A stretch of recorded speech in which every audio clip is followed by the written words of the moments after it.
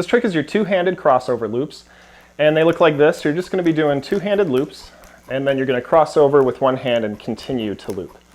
And that's pretty much the trick, but there's a couple variations that can really take this trick over the top. But first we need to work on the basics. And so obviously if you want to cross over your loops, that means you're going to have to be looping here, and you're going to be able to change direction and loop all the way over here. And so when I was first working on this, what I decided to do was I stood in front of a pole, and if it's right in front of you, you throw your yo-yo out, you're going to hit it. And so what I would do is I would loop on either side of the pole. So it'd be right there, and then I would change my loop and try to bring it over. Eventually, you get better so that you can go on either side of it. And that's a nice way to do it where you don't have to worry about hitting yourself too much. Once you've got that, you can also loop on either side of your opposite arm. So you can just bring it over the top like this. And once you get better at that, then you're ready to do both yo-yos at the same time. And the first couple of times you try this, don't be worried if you just kind of lose control or something. I remember the first time I was working on this, I tried to bring my hand over, and for some reason my left hand just decided to do an around the world. I've hit myself a ton of times doing this trick. That's just part of the process. That's what it means to be a yo-yoer and work on some of these more difficult tricks. But just keep working on it, because this is a really, really impressive trick once you get it down. So like I said, all you're going to do is you're going to bring one hand over the top and you're going to keep looping. If you notice that my hands are actually separated just a little bit, you can see that my right hand is pretty far over the top of my left hand.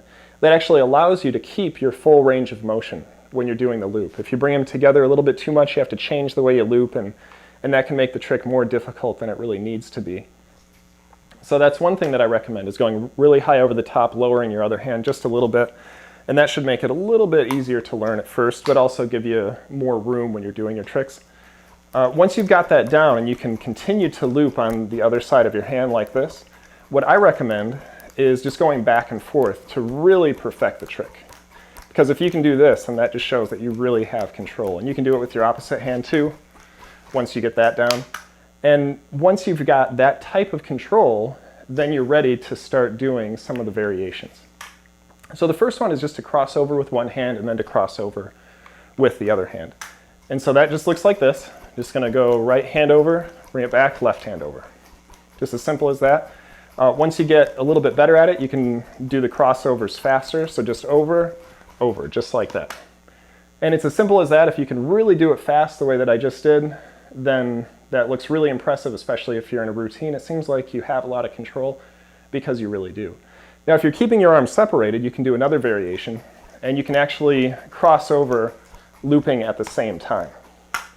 And that's another nice variation you can do once you get better at that. Again, you can go fast, you can go back and forth. So don't be afraid. If you hit yourself a couple of times, just get back up. The bruises will heal. These yo-yos are not that heavy. So just work on it. Those are your two-handed crossover loops.